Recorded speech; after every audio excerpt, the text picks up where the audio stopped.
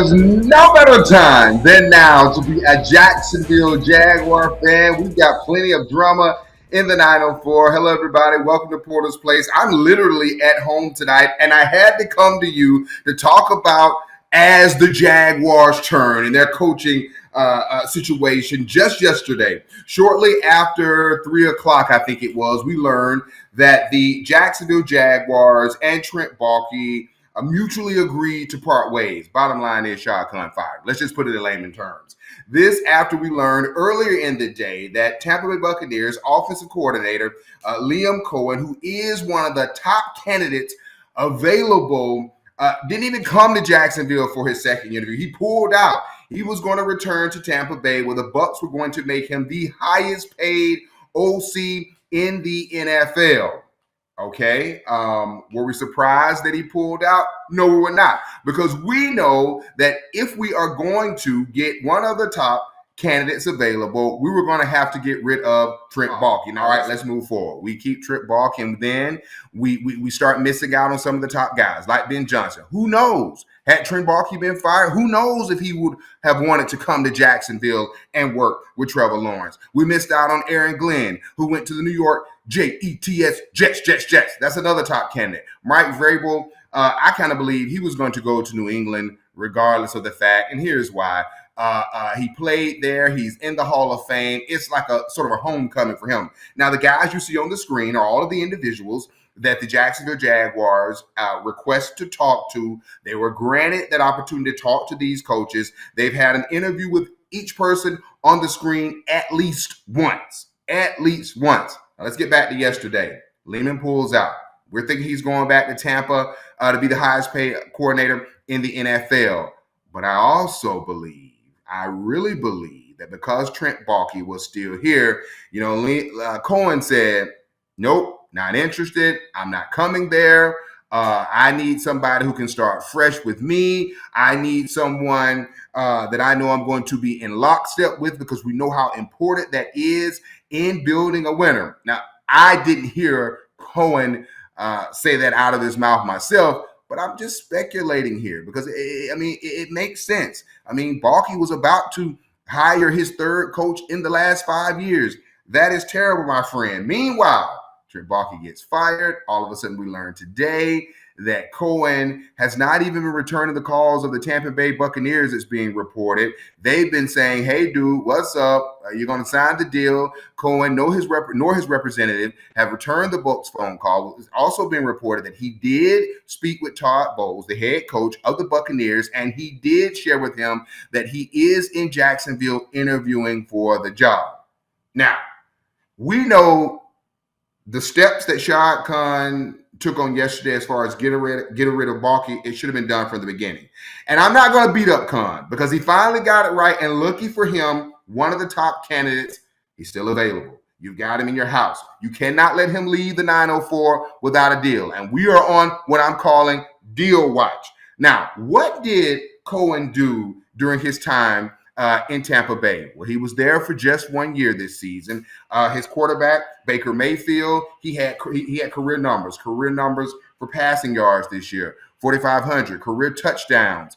I think he had 45. He completed more than 70% of his passes. Now, we got a quarterback by the name of Trevor Lawrence, who I believe could use someone who could walk in the door day one and make that happen.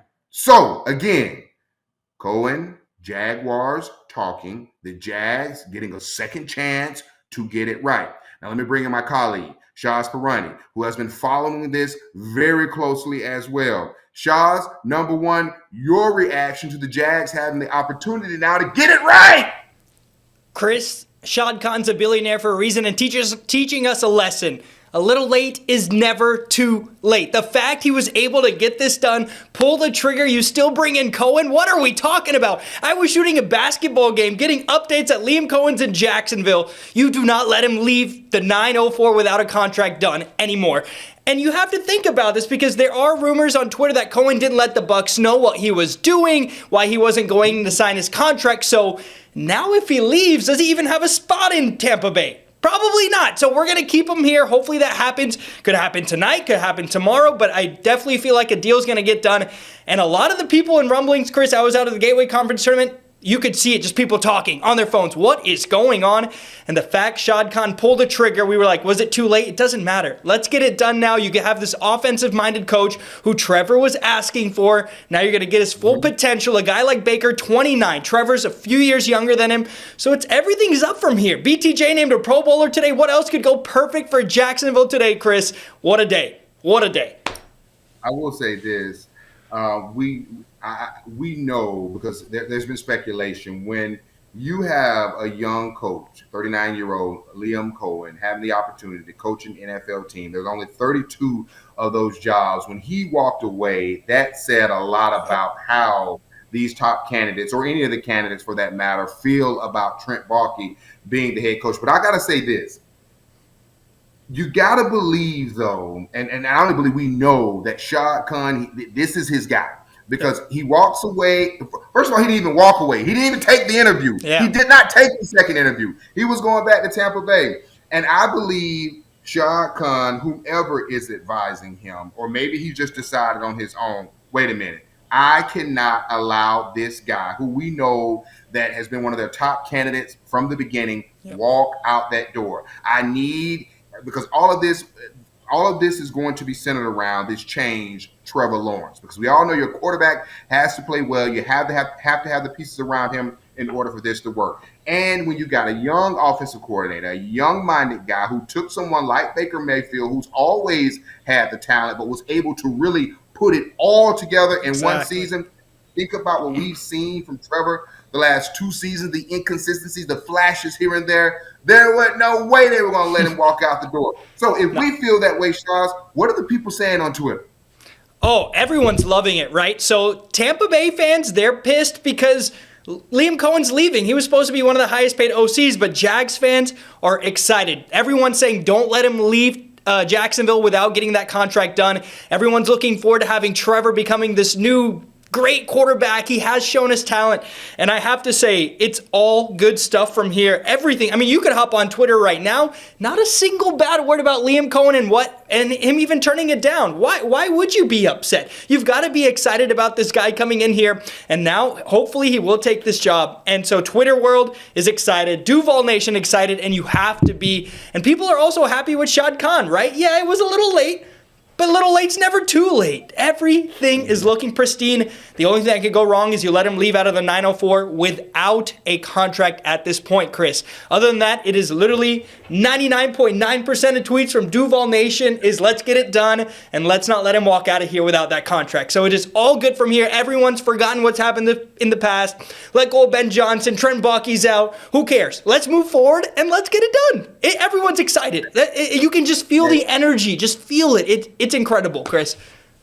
Hey, you can also quote the late, great singer Aaliyah, when at first you don't succeed, dust yourself off and try again. That's exactly what Shad Khan is doing in this case. Now, let me tell you a little bit about what Coach Coen what he did in his first year there in Tampa. The offense was ranked 3rd in total offense in the NFL, finished 4th in points scored. We know we could definitely use those type of numbers here. As I said, Baker Mayfield had a career best season, career highs in passing yards, 4,500, touchdowns, 41, completion percentage, and I'm going to be precise here, not more than 70%, but 71.4% of his passes he completed.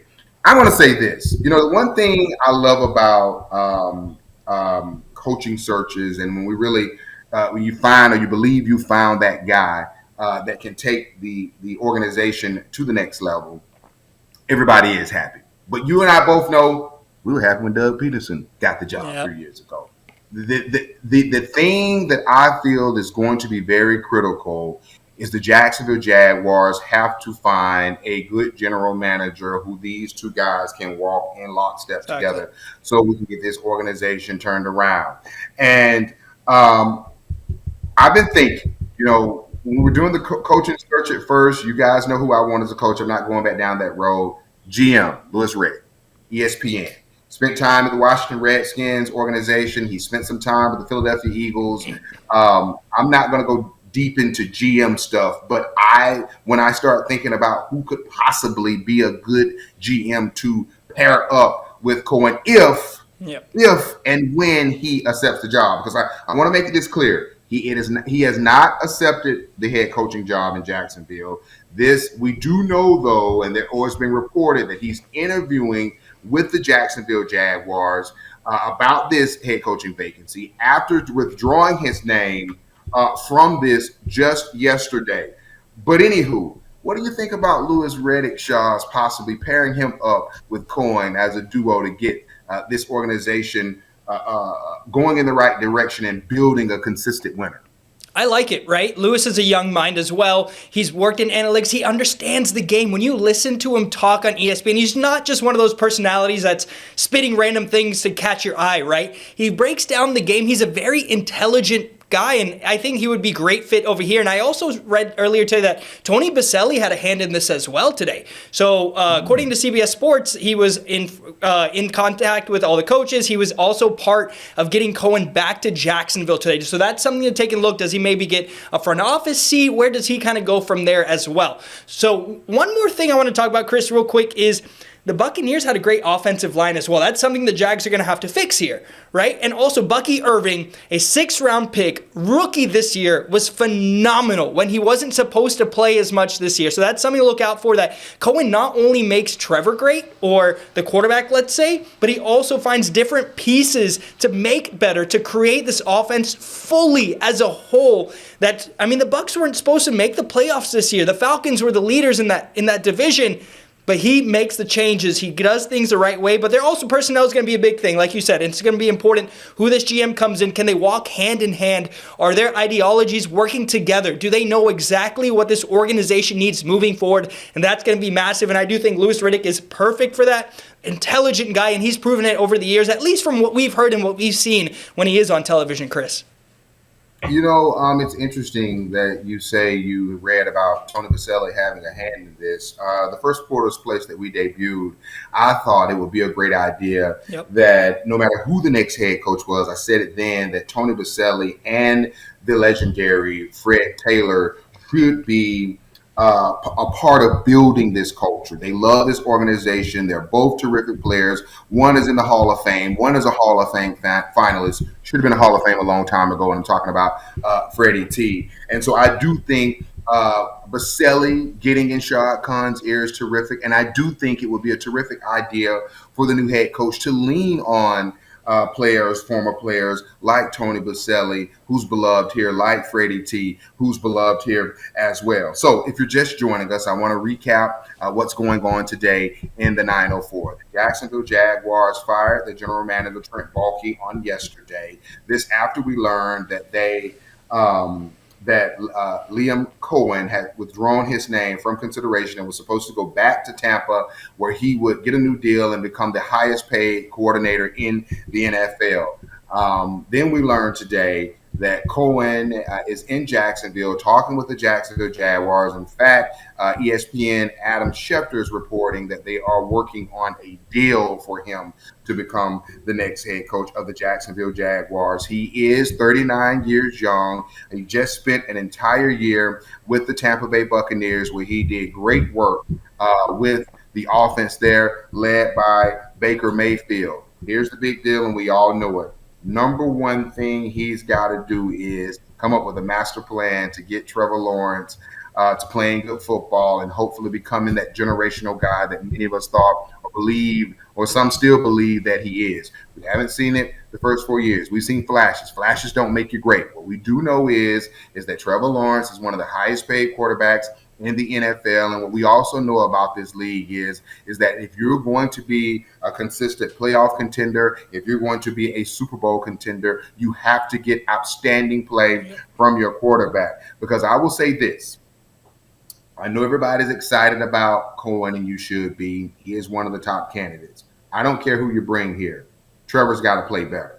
And Trevor has played a hand in this organization not having success the last 4 years. He's been here 4 years. I'll just focus on the 3 with Doug Peterson. He has got to play better. He has got to stay healthy because at this point, in my personal opinion, he's just as much to blame for the failures, for the inconsistencies, because we have seen it. It's hard for us to ignore when we see a CJ Stroud go to a Houston where that organization, it was terrible. They were firing coach after coach. In his first year, he wins the division and wins a playoff game. And then this year, he comes with a depleted offensive line, wins the division again, wins a playoff game. Should have beat the Chiefs. They outgained them. They're the first NFL playoff team to outgain an opponent and lose the game. When you see what Jaden Daniels is doing with the Washington Commanders, that organization was in the tank, my friend. It was in the tank.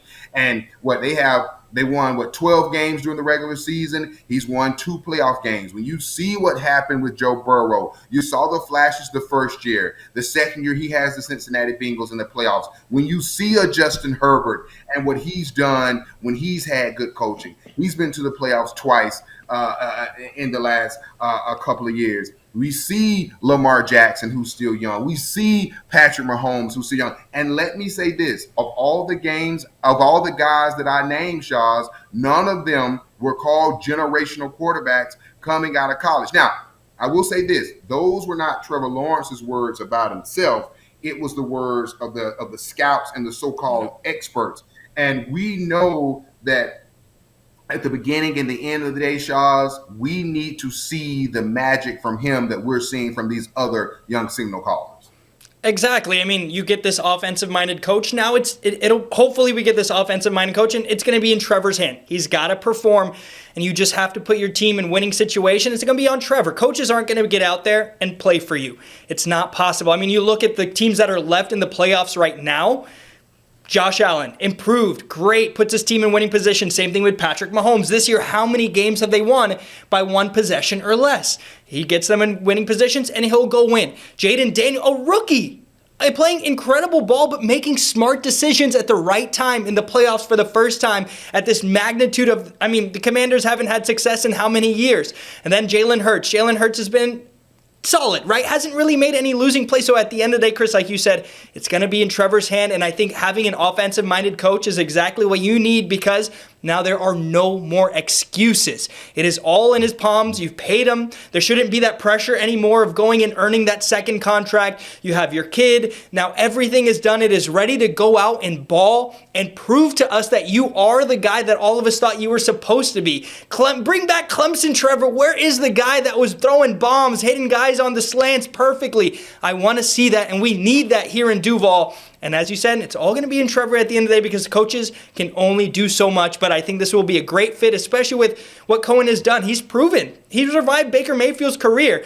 Trevor doesn't really need revive, right? He doesn't need to be revived, but he just needs to pick it up and go in that direction that we believe he can. So, Chris, this is it. I mean, if you can get this offensive-minded coach here now, no excuses left on the table. All right, thank you, Shazi. I know you've got an 11 o'clock sports cast tonight, so you get back to that, and we'll be looking forward to it. But the big news of the day, a day after the Jacksonville Jaguars fired General Manager Trent Baalke, and a day after Liam Coen pulled his name out of consideration for the job, we have now learned that he's indeed in the 904, the River City, talking with the Jaguars. It's being reported that the two sides are working on a contract. It is not official at this point.